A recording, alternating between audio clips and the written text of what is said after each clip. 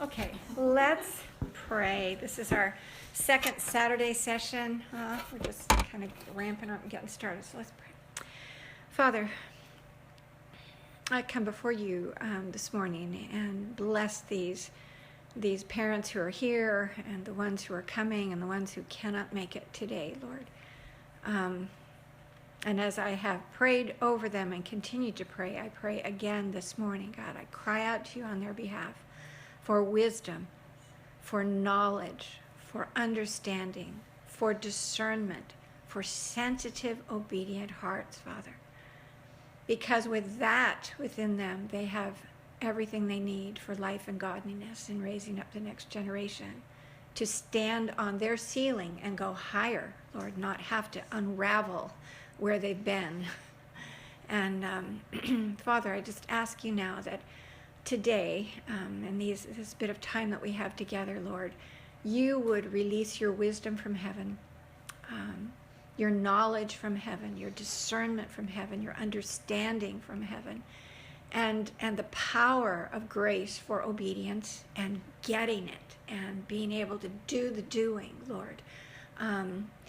Let your life-giving ways, the ways of the kingdom, be made known here, manifest today, and that will carry these parents to the next level of excellent parenting as your proxies over these beautiful, eternal souls you have put in their care.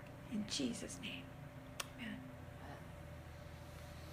Amen. Okay, so I wanted to focus today, we'll talk a little bit in just a second, but let me introduce this to you. But what I wanted to focus on today is training and versus random responses because you just get hit with something and then now what do we do, right? There's that in life and then there's training.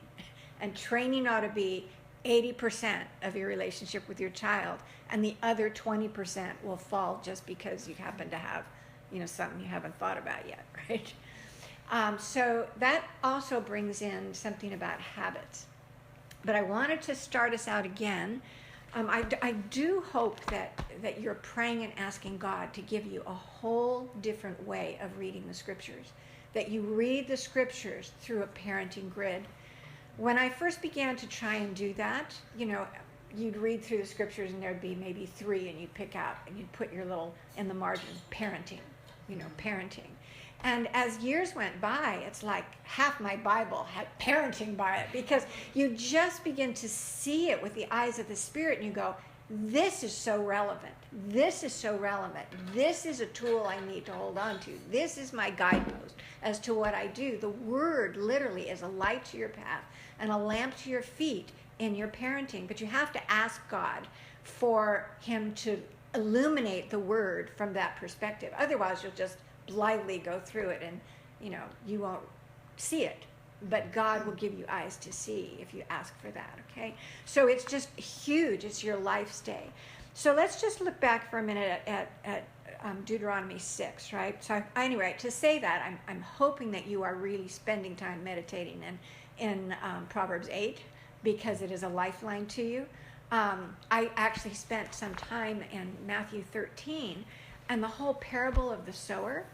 And just lights were going on all over the place about parenting out of the parable of the sower because of the heart issue. You're talking about the heart, the state of the heart of the child. But what do you do as a parent that actually cultivates a heart? You can have a heart that's a path that has been walked on and can't receive the seed, can't receive the living Christ, right? Remember we said parenting is like, take your image from the job of John the Baptist, to go before the Lord, prepare the way, bring down the mountains, bring up the valleys in the human soul of this little child, this little being that he's put in your care, so that he can just walk straight in and have no obstacles. You don't make it difficult for the Lord to get to your child. Right? He says, don't hinder the children from coming to me. And if you don't put up hindrances in their heart by how we we shape their responses to life, their actions and their attitudes, right? If we are not forming hindrances in them, Jesus just said, if you don't hinder them, they're coming. I'm in there, right?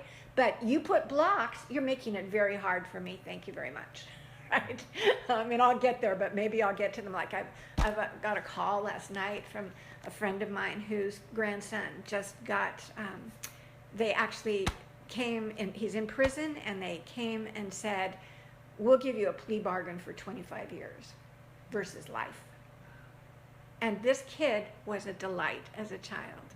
I mean, he was just a delight. How did this delightful little child get to hang with a gang, be accused of attempted murder, and then the next 25 years of his life? He won't get out until he's 50-something, right? How does that happen? Well, a lot of hindrances, and he didn't have them when he was a child. No child has them, right? So, very sobering. So anyway, back in Deuteronomy, it says, Deuteronomy 6, "Hear, O Israel, the Lord our God, the Lord is one. You shall love the Lord your God with all your heart, with all your soul, with all your might. And these words that I command you today shall be on your heart. You shall teach them." So first of all, I just want to point out again, this business of these words that I command you today shall be on your heart. That's a way of God saying, I've written the law on your heart. That's the new covenant. It's not external to you. It's now internal. That's what you want as a parent. You want a child habitually just doing the right thing, responding the right way, because the heart is right. So you go back, I'm just kind of jumping, I'm not thinking very straight. I didn't get to bed till about 4 either, and then we had kind of an emergency thing last night. So forgive me if it's a little scattered, but I'll tie it back, all right? So you go back to the paths of the sower and the seed, right? You've got that trampled path. I mean, just start meditating on that one when you get home. Just go to it and just see what the Lord would give you. But you've got sort of the rocky path with the cares of the world and the distractions. Too many distractions, too many choices with a child. They're not going to be able to receive the word. Limit the choices. Get the rocky stones out. Put some borders so that just your mind will start to go, woo, wow, what insights that I have here for my motivations as a parent, but also the preparation of the heart, because everything is about the heart. And the heart is essentially habits. Habits. Totally unconscious habits. So this next couple of times we're together now, on the next Monday night that we meet, I'm hoping that we'll be able to focus more on this whole thing of shifting the habitual inner being, shaping the habitual inner being of our souls. And it starts with you, right? So it says, "For you shall love the Lord your God with all your heart, with all your soul, with all your might. And these words that I command you today shall be on your heart. You shall teach them to your children. You shall teach them diligently to your children." That word should never be ignored. You shall teach them diligently. That means, yes, even when you want to watch television and your child, you go, I don't care, just hit your brother with a stick. I'm not getting up again, right? That is not diligence. Right? I mean, diligent is diligent. It literally means great inconvenience. It means overcoming your tendency to want to let things slide that you should not let slide. It means having the grace to do the doing. And God says, I've given you a lot more power inside of yourself than you think you have. Just draw from it, All right, so you diligently teach them to your child. Teach. When you see teach, train. Synonym. Teach, train. You shall diligently train your children. And you shall talk of these things, talk about the laws, the commands of God, the ways of life. Talk about them when you sit in your house, and when you walk by the way, and when you lie down, and when you rise up. So these are going to lead to great success for your child. And And so at some point, I hope you'll remind me if I forget, at some point in that continuum of our 6 months together, I want to make sure we hit on this business of talk, because there's a difference between train and talk, and they're both your most powerful tools, right? So let me just give you a little glimpse of the talk part, and we'll focus on the train part today. But the talk is, you have so much inside of you. God says, I have placed inside of you the mind of Christ. I have placed inside of you the wisdom. I have given you my heart. You have everything you need for life and godliness in knowing Christ. You have it there.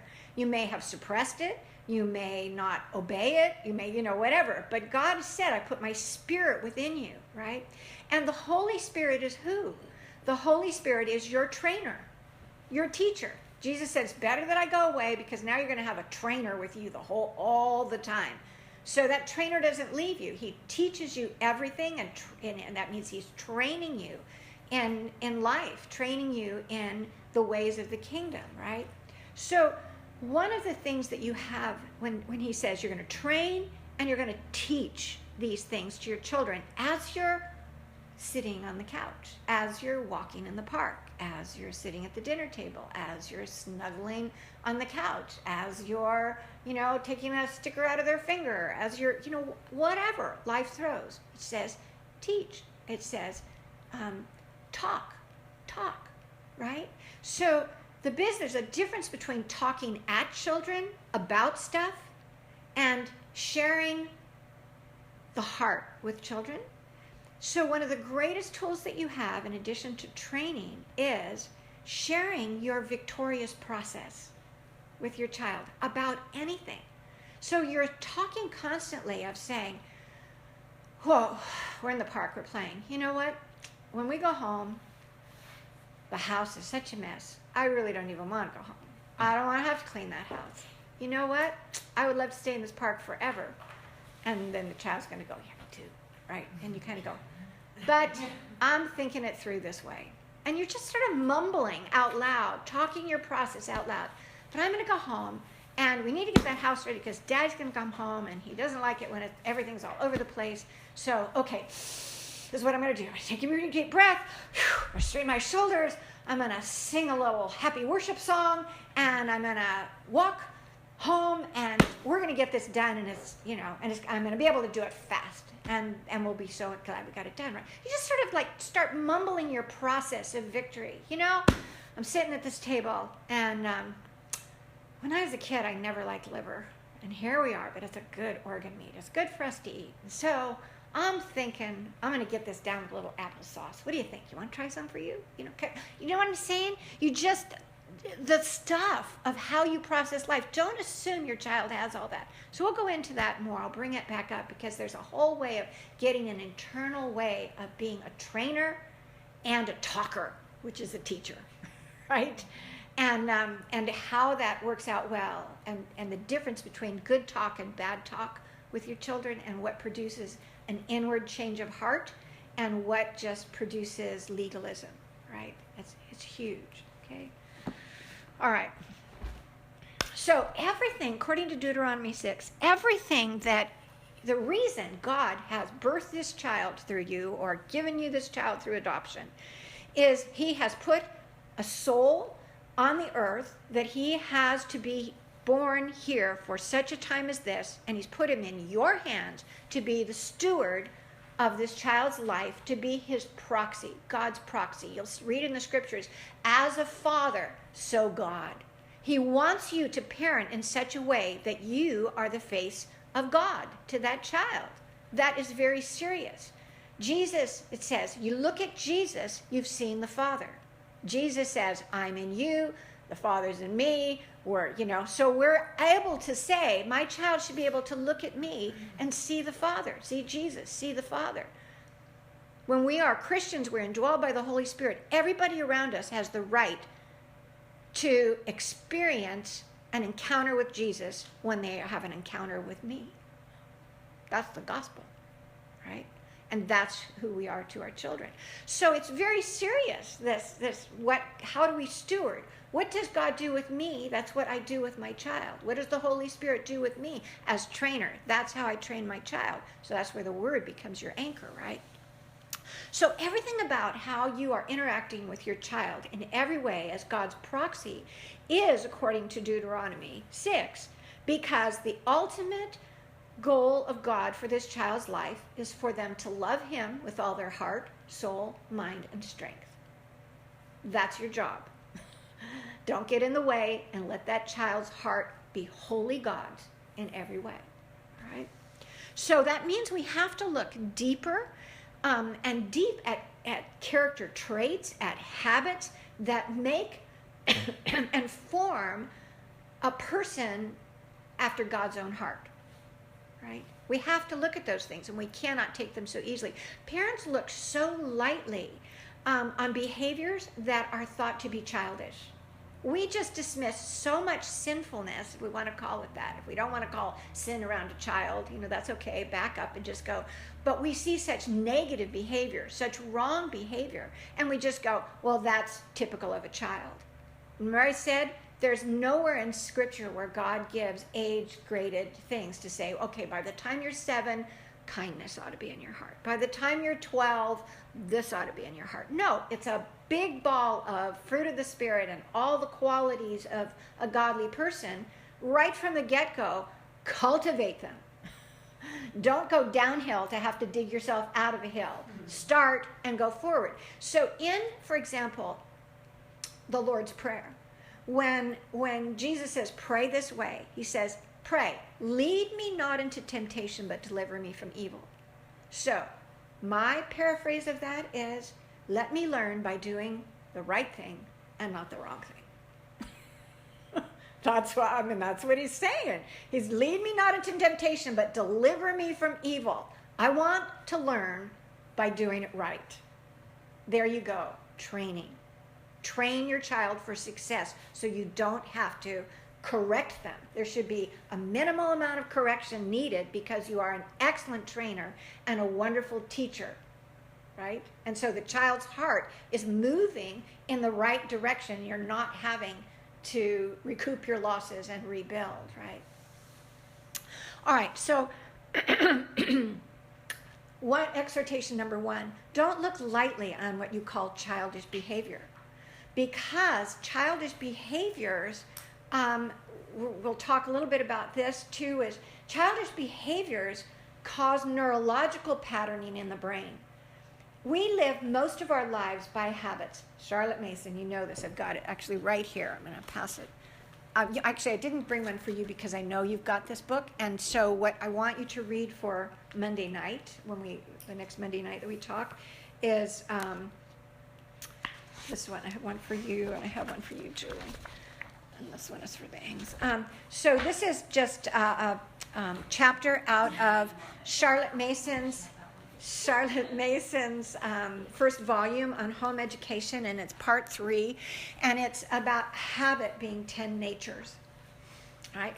So when we tend to take childish behaviors and just dismiss them as childish behaviors and assume that, as most people do, children will grow out of them. Thank God we get out of the terrible twos and it's just a year, or it's just, a short season, or thank God adolescence doesn't last forever. Oh, really? Mm-hmm. Oh, really? How many adults have you met that you go, you're just an out-of-control 2-year-old? They never go away. How many, people, they're saying now, I told you before, adolescence goes into the 30s now. I go, oh, really? How did that get there? Well, just because we pushed it out. We cultivated it. We now have a habit of an adolescent who's going to die an adolescent, right? Does not just go away. So simple little habits in a child, you have to have these eyes to see. You have to have the way, that's discernment, right? I can look forward and see if I do this. Your wife, or you mentioned a strength that you have. Being able to say, if we start here, we can't get there from here, right? So we're going to have to move to another place if we want to get here, because this road won't get us there, right? So that's a process of discernment where you're looking at a child's heart and going, this little non-essential, non-consequential habit in a child, what does that look like when they're 20? So we started out our first week together, right? And I had you do that exercise of doing those character traits. What are the character traits that make a great follower of Christ, that make an intimate, you could say, what are the character traits that make an intimate friend of God, right? Do it again, over and over and over again. What are the quality traits that make a wonderful mate, a good marriage, right? What are the quality traits that make for a good worker, a good employer, someone in the workforce, right? What are the quality traits that make a good citizen, right? We did those. So those 4. So if you're doing that and you're looking at a child who, for example, is, let's take whining, okay, whining, because a bunch of you mentioned that and, on concerns that you had, and it's just a universal, right? Going to a grocery store, there is a whining child. All right, so let's just deal with whining. Okay, it's a very common one. All right, is there anything good about whining? Is there anything good about whining? Can you think of one good thing about whining? It alerts you to a problem. It alerts you to a problem. The whining alerts you to a problem. But is there anything good for the child in whining? All right, so maybe he can think of one, but maybe we'll see. Well, no, because I'm thinking like Yeah. there's something wrong in his heart. Right. So you're going, I've got a trigger. Yeah. That's good. But now we're looking at the child, Yeah. the soul of the child. Is there anything good about whining? Is it a response, an initiation into life, a habit, a trait, an attitude, a perspective that is going to lead them into greatness? I don't think so. Okay. All right. So what's in it? Run whining. This is what I'm trying to give you a pattern of what you can do with different behaviors of your children, right? That we just will dismiss as childish. So take one, like whining, and run it through a capital L light prism. Okay, so you're running it through a prism. It spreads out into what is inside of whining. What is whining? Missed expectations. Okay, so now I can miss expectations and not have that be whining. Is there another way we can, without expectations, it's an attitude about missing your expectation. So what's the attitude? Requiring expectations. Entitlement would be one that comes to me. Yeah. So whining is a huge entitlement in the soul. I am not getting what I want. And I want it now. Tease. Kind of thing. Or, come back or go away or, that's my toy, right? And you go, whoa, entitlement. How come this is, right? So what else in whining? What's in it? Running through the prism. Anything else? But what are they feeling? Yep. Actually, right. They don't have an other way. So now training is going to come in. I'm going to give you an alternative. But what's the motivation in their heart? What's going on in their heart that they are now coming out with the whining? So it's misplaced expression. As we go, don't express yourself that way. But what is it they're expressing? Entitlement. I deserve it. Whatever it is I want now. From everyone, all the time. And don't mess up, right? I mean, there it comes. And also helplessness. I'm a victim. Johnny, oh my God, Mommy. I'm a victim. That victim mentality, right? I'm always a victim. You left me. You hurt me. You didn't say it the right way. I didn't get what I wanted. I'm just like being acted upon all the time. Poor me, and I'm so weak, and you're so mean, I mean, it's helplessness, right? Manipulation, right? So right in the heart of it is, if I just whine, I'll get what I want. right? I'm manipulating you. I'll just go, mommy, mommy, mommy, and finally go, okay, here, yes, you can have the candy bar. Shut up in the grocery store, right? I mean, you say that all the time. No, you can't have it. All right, take it, right? Because the whining has come, right? So total manipulation. Complete self-centeredness. Total obliviousness to how the stress levels are rising in everybody, or how everyone wants to get away from them, or just the destructiveness of the whining to everybody around them. So look at just those few things and you go, whoa, life wreckers. I mean, how many adults do you know who walk around with a victim mindset, right? They're totally dysfunctional. Their marriages fall apart. They can't hold a job. Every time they can't take any correction. They can't grow. They're just, woe is me. They talked about me the wrong way. And if they would just give me a break, and all of that. The manipulation, the self-centeredness, the entitlement mentality. Those are total life destroyers, destiny crushers, right?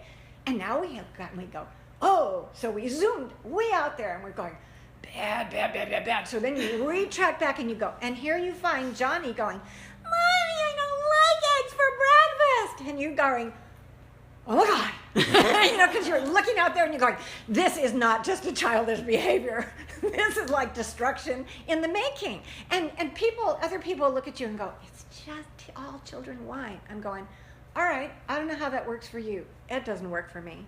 I don't think that's God. I don't think that's biblical. I think that's a hindrance. I think that is a huge hindrance in the heart of this child. And I'm given by God as a steward to make sure that whining is not habitual in the heart of my child, because I run it through that prism and go, that is not a benign childish behavior. That is the root of something really destructive for their life, right? So now I get all the way back and now I go, okay, but what do I do about the whining? How do I stop the whining? How do I shift the whining? How do I not cultivate the whining? Well, the very first thing that we have to realize, and it is hard, I said it last time too when we were together, either that Monday or that Saturday. If your child is misbehaving, you got to just swallow your pride, and you honestly have to be able to say, I taught them to do that. I don't know how I taught you to do that. But you did not come out of the womb rude, right? You did not come out of the womb kicking me or, hitting your brother or being so selfish, right? You just came out this neutral being that had the potential for good and the potential for evil. And now I see a lot that's wrong. How on earth did that happen? Well, guess what? Right?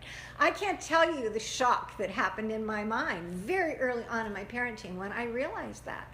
Looking at your child misbehaving and you going, I taught you to do that. I do not know how, but I know I have taught you to do that. And then you begin to roll it back and you go, well, because I let this go, and because I reinforced this, and because I responded this way, or I didn't initiate this way, or I didn't train, and I let you make your own choices or whatever. But bottom line is, if a behavior is going on in a child, you are cultivating it.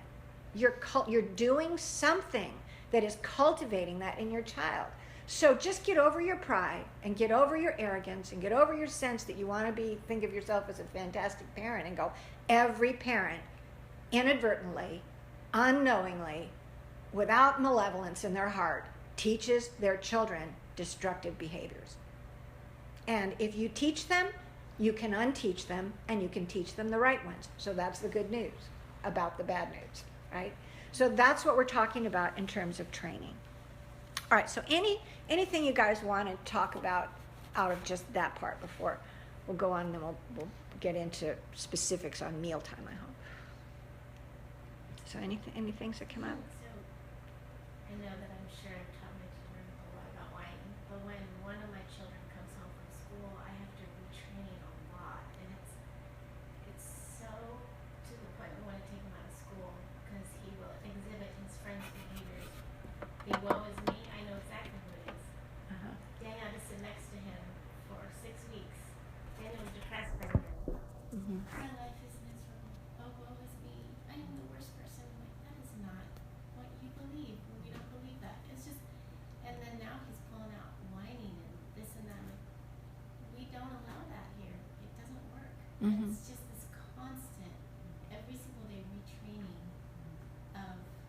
behaviors that we don't value Mm-hmm. coming from our Christian school. Yeah. Which I love these teachers and they're on top of things, but they can't be on top of everything. And so that's the struggle I have, is retraining what my 9-year-old is being trained by 9-year-olds. You talked about Right. that. And so my husband texts me, we have to pull him out of school. We can't live this way anymore. Mm-hmm. So two things about that, and I mean, very, I yeah, need help. very thoughtful. So one, we'll just kind of jump onto that because that's a great insight. There's a principle. You wanna always think principle. You wanna know your philosophy, right? We talked about that. Without a vision, the people cast off restraint. You don't know what to do and what not to do unless you have a vision to know where you're going, and a bit of a vision peripherally of where you don't want to go. You don't want to focus a lot on where you don't want to go, looking at that, I don't want my child to do that, I don't want to, because honestly, you can drive over Devil's Slide and you can say, I know I can stay straight on this road if I just look at the ocean, and pretty soon you're going, oh my God, I'm going off a cliff, right? Because you go towards what you look at. You don't want to look at the negative so much, just enough to keep it to say, we're not going that way, but know where you're going, right? So you're looking at what you want to cultivate in your child, and there's a principle here. And one is that, as somebody who got my first son from being very scrawny to, because to being buff, right? And but the idea that you have to continue to work at something, right? And if you have a child, for example, who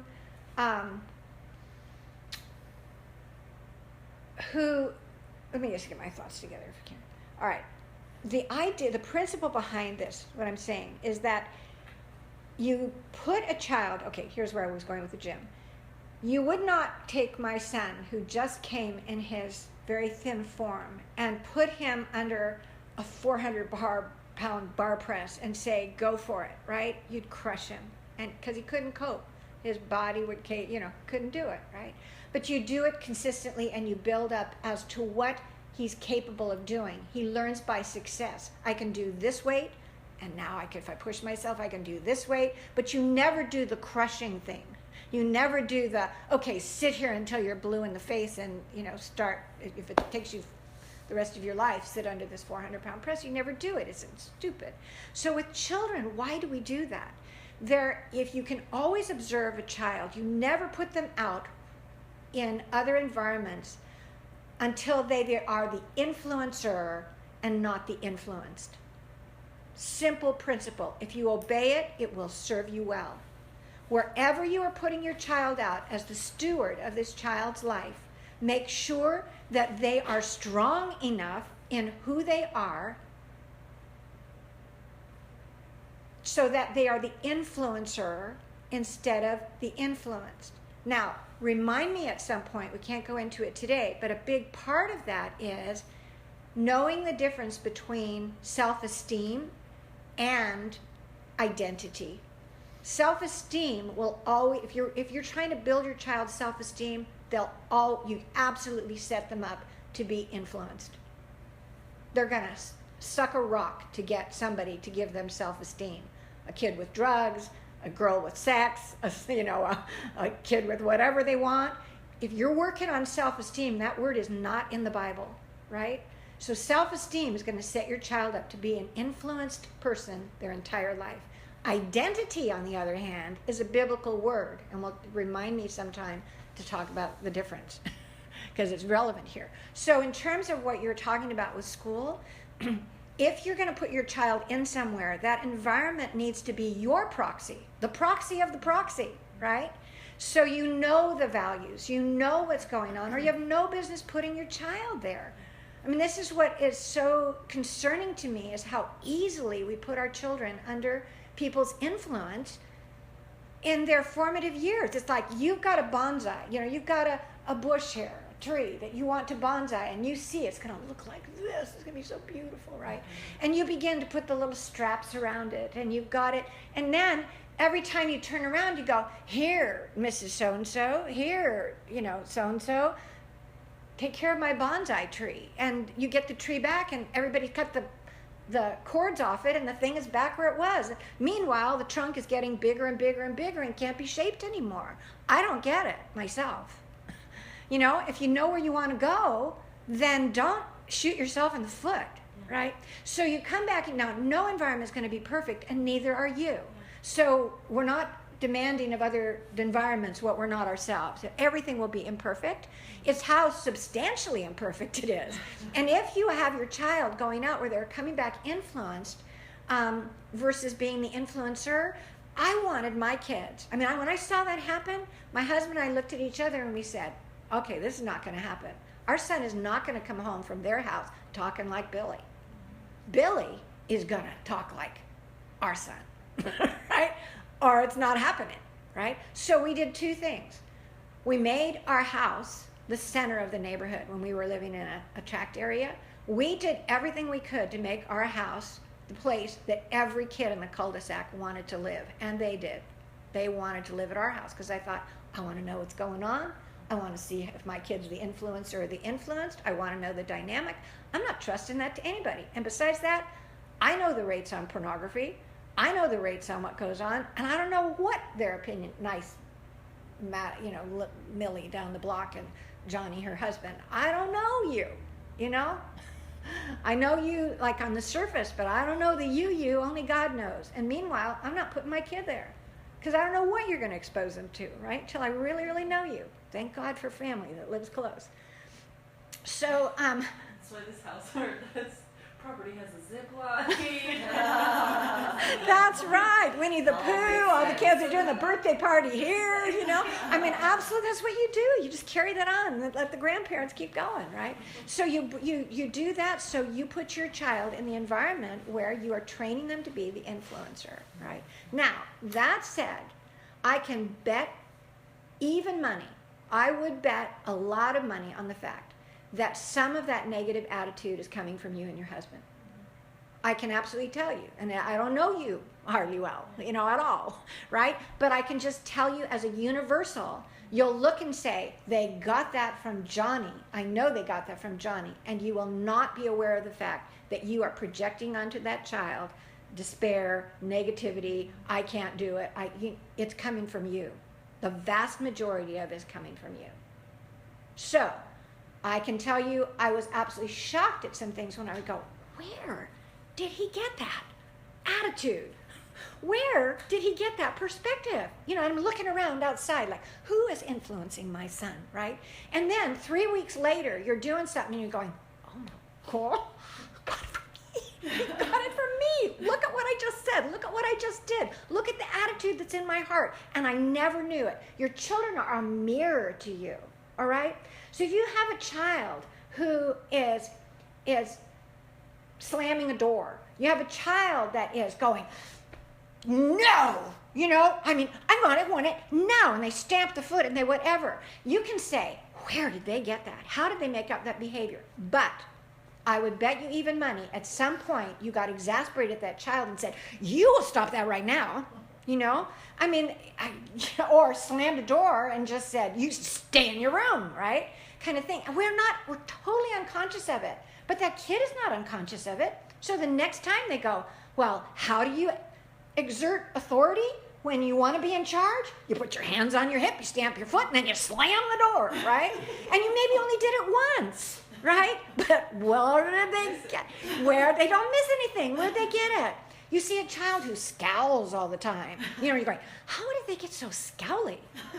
Hey, Mom. Hey, Dad. Like, look in the mirror every once in a while. Get a camera. One of those, you know, you got them to check out the criminals in your house. Just keep one running so you forget about it and then watch it. Right? My God, I never knew I scowled so much. You know? Okay. So those two things. Check out what you're projecting out of your own life. That has to be written in your soul first, right? The optimism, the freedom. I mean, I can tell you if you guys are super optimistic in your home, if you're the possibility thinkers, if you're the up, you know, the, hey, that doesn't bother us, you're not going to have a scowler in your home. Most likely, if he has a tendency, he's going to get picked up by the wind of the Spirit, and that's going to shift pretty easily. But you got to watch both those things. So, and I would be happy to talk with you more about the school option. Yeah, yeah, what your options are.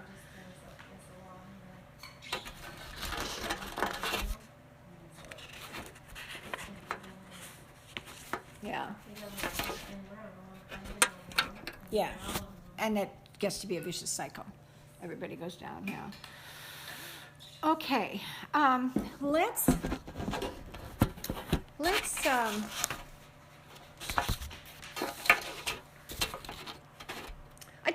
I want to read you a couple of, put them, maybe, okay. I wanted to read you, I just went on to get some quotes on habits. And so there's that wonderful one that says, sow a thought and you reap an act. Sow an act and you reap a habit. Sow a habit and you reap a character. Sow a character and you reap a destiny. So it's one of those things where you're tracing back and saying, okay, if we start here, where do we get to? You can run it in reverse like a zip line, back and forth, which direction you're going in. But it means a thought, just a thought. Charlotte Mason has this beautiful quote where she said, it is the most important thing that we can teach a child is that their greatest responsibility in life is the acceptance or rejection of initial ideas. That is so profound. If there's one thing that we need to learn in our life, it is the absolute importance of the acceptance or rejection of initial ideas. Take every thought captive for Christ, right? So, other quotes on habit. The only way we could remember would be by constant rereading, for knowledge unused tends to drop out of mind. Knowledge used does not need to be remembered. Practice forms habits, and habits make memory. Habits make memory unnecessary, The rule is nothing, the application is everything. So the wisdom of saying a habit is, you can't constantly be rereading something. Something has to get in there and stick so that if I have to think about walking upstairs all the time, like if I had brain trauma, right? And now I have to relearn speech and where my articulators go. I have to relearn how to get this movement from my brain down to my leg that's going to lift this foot, that's going to bend that ankle, that's going to get me on the stair, that's going to transfer my weight, right? You're doing that constantly. If you had to live like that, you would expend so much energy, you would die very young. Literally, you would burn out. You couldn't expend that much energy and survive, right? The vast majority of your life is all done on habit. It all becomes unconscious, right? Except the new things that you're learning. So, what does that say about training a child? And you're just going, it's unfortunate when parents here's a child who's 5, 4 even, but then later, and a child will not remember to say please when they ask for something, food at the table, let's go to the mealtime, right? They don't say please. You go, how many brain cells does this child have? And what can they actually remember? And they can't remember to say please. So you've taught them not to remember to say please. That's a fact. You've taught them not to remember. You've taught yourself to remember to say, you need to say please.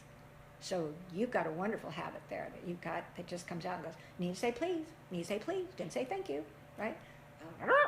Like, hello, Gertrude, my name is like a parrot, right? The parents are trained to remind the child, and the child has learned a habit to say, I won't do anything until I'm reminded. Bad parenting, right? And we can break that one in one instant, right? Okay. If you are rude, cynical, habitually sarcastic, or pessimistic, your life options are going to be very limited. Roll it back. What behaviors in your children are cynical? What behaviors in your child are rude, right? Rudeness is not just a child hasn't learned a right behavior yet. Rudeness is something you taught them to do, right? So that's not going to serve them well. your options, your life options are very limited. And so you're looking at these childish behaviors and going, no, that's not okay. Because God has very high designs for those children, right? A nail is driven out by another nail. Habit is overcome by habit. So when you think about training, you're thinking about training in a habit while you're taking out a habit. So nature abhors a vacuum. You know, you suck something out, something's going to suck in, right? So you're always doing two things at the same time. If you're correcting a behavior, you're correcting that behavior to remove it, but you're at the same time putting in a positive behavior, right? So a habit is going to be changed because you're building another habit. And habits, there's a bunch of good ones in there, but I'm not going to read them through. All right. So let's just talk on this thing for a minute. Repeated behaviors create neurological tracking in the brain that then progressively and incrementally, sometimes fairly quickly, just relegates that behavior to an unconscious habit. I mean, asking a child, why did you hit him? And he says, I don't know. And you go, liar, liar, house on fire. You know, say something. Why did you hit him? And you want the child to say, I hit him because, and then give you this, thing. He goes, I don't know. That's an honest answer. You know what? I just reacted. He took my toy. I punched his lights. He doesn't even know how to say that. You just go, somebody does something, you just go, like that, right? And he did. Why? Because he's done it before, and his brain has a neurological track that when this happens, this triggers this. Why do children whine? Because they just put a rut in a road like our wet thing out here. You drive a car through there right now, and the whole thing is going to be a rut that anytime a car goes in there, it's going in the rut. It's going to follow the rut. You see a road that's been well traveled, and there's a hump in the middle, and the tracks are here, right? Well, woe be it to the car later on who wants to get out of the track, because it's, hecka hard to try and figure out how to, make a left turn and get out of that track and onto some other high ground. That's neurological tracking, and you can look at it in a scientific way, but I'm just giving it to you in a very practical way. Every time your child does something that has put one roll through there, you go through it twice, you go through it 3 times, you now have a well-worn road with tire tracks and a hump in the middle and humps on the side, and that is going to go there. So when you want to catch the little foxes with little children, you start out, you want to catch the little foxes. And if you don't, you've got to realize that there is, whatever they did, it is much more likely that they're going to do it again. And if they've done it again, it's double, it goes up logarithmically, It's 4 times as, it's 16 times as likely, that they're going to do it again. So being able to be diligent to shape the behaviors, to shape the attitudes, and you remember with a child, you're not expecting a child to make an intellectual choice. You will talk with their language far exceeds their ability to exercise self-control through reason. They will speak very reasonably. You'll be able to carry on a fairly adult conversation with a lot of 3-year-olds, 2-year-olds, right? You can do it. They're not going to make decisions based upon rational thought. They're going to make decisions based upon gut reaction and habit formation. Habit formation is your absolute lifeline to early childhood development. And habit formation happens through training. All right. Training is not responding to a negative action of a child. If a child does something wrong and now I respond in some way, good, bad, or the ugly, right? However I respond to deal with it at the moment, that's not training. That's reaction and response.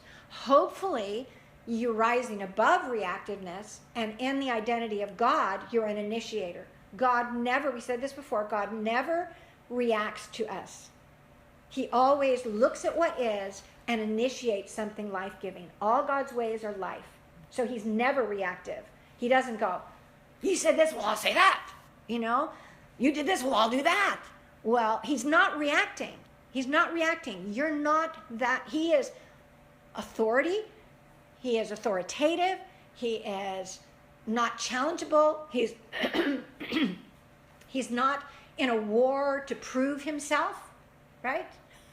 That he is in charge and you will do it and keep your place. None of that. He's it just initiates from a position of authority, right?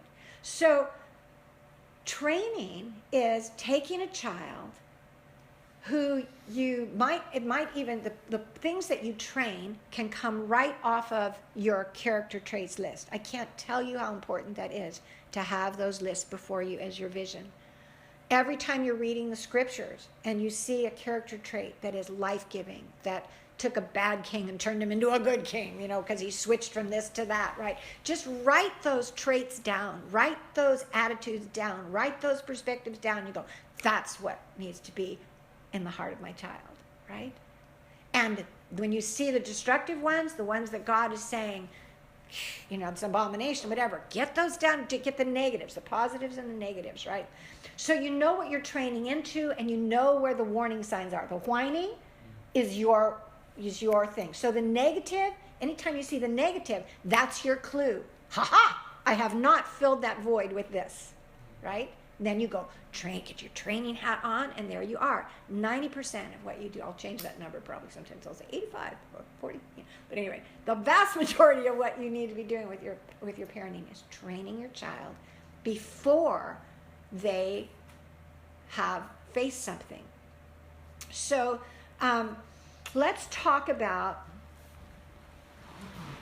training in meal times.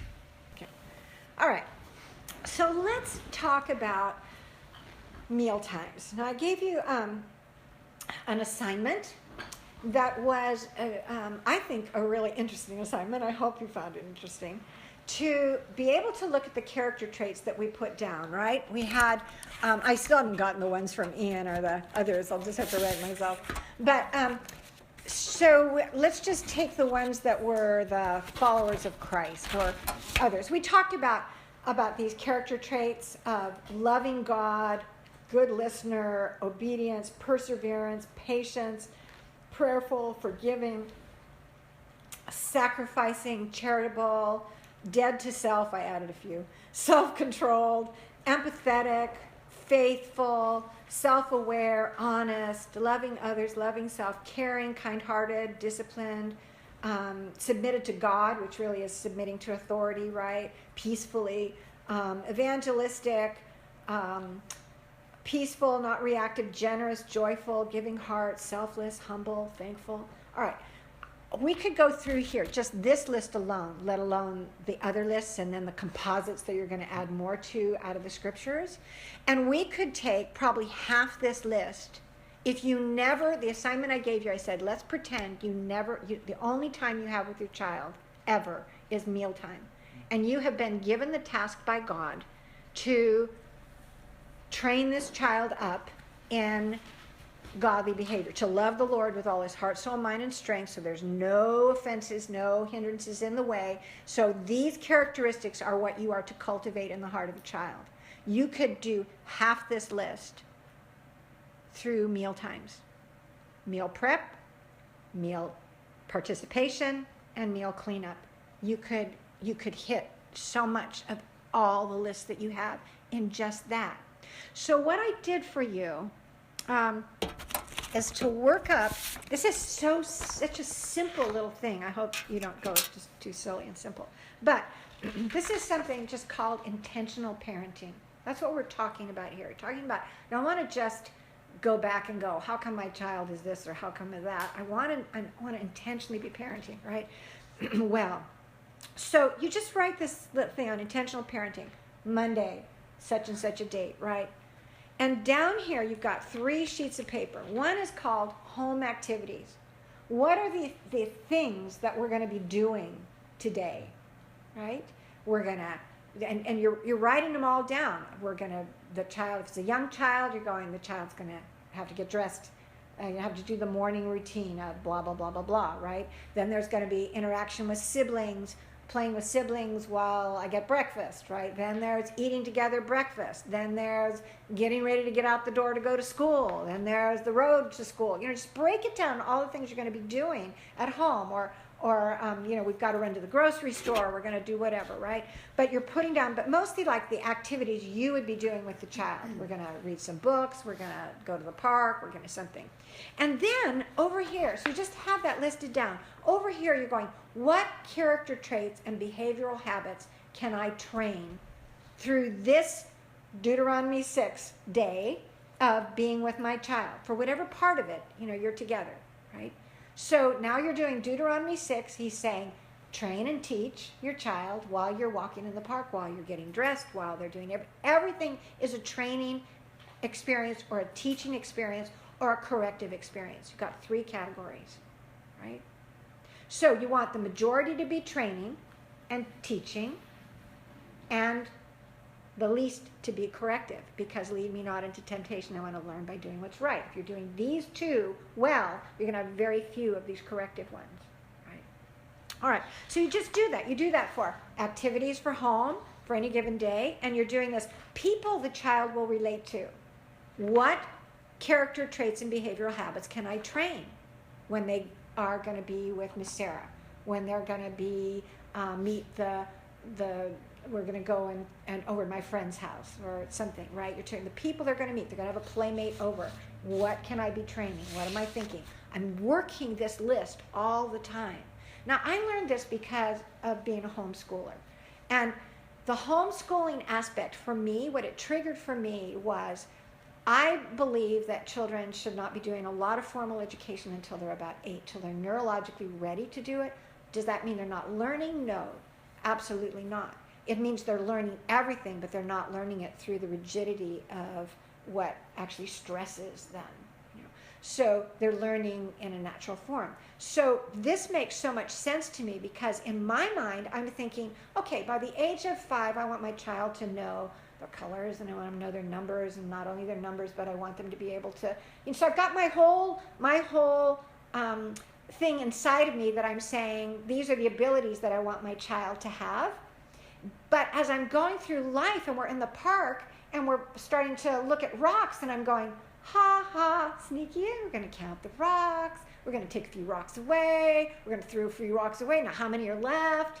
You're setting the table, you're going, oh, we have 12 people for dinner, what does that mean all together if we add this place with that place? So you're just teaching it during life. That's what Deuteronomy 6 is. Only you're doing that now with the soul issues, the habit formation of the heart, because you know where you're going. You've memorized this list, and you can work it in for everything, right? And does that make sense, right? So now I'm putting down home activities, I'm putting down people the child is going to relate to, and places that we're going to go. So let's say, so you just do this for your day, the same way you do your calendar. You just do this as a mom, and or a dad, right? You'd write down for you, do it for yourself. This is when I'm going to be with my child. This is what we're going to be doing. What am I thinking in my mind? What am I conscious of that I am training into my child so I can take advantage of every opportunity? All right. So let's talk about meal times and what it is that, how you can train any of those character traits and habits of the heart that are God's design and desire for your child. Just name any off your list and talk to me about how the context of meal prep, meal time, and meal cleanup can be a training experience, a cultivating of any of those things.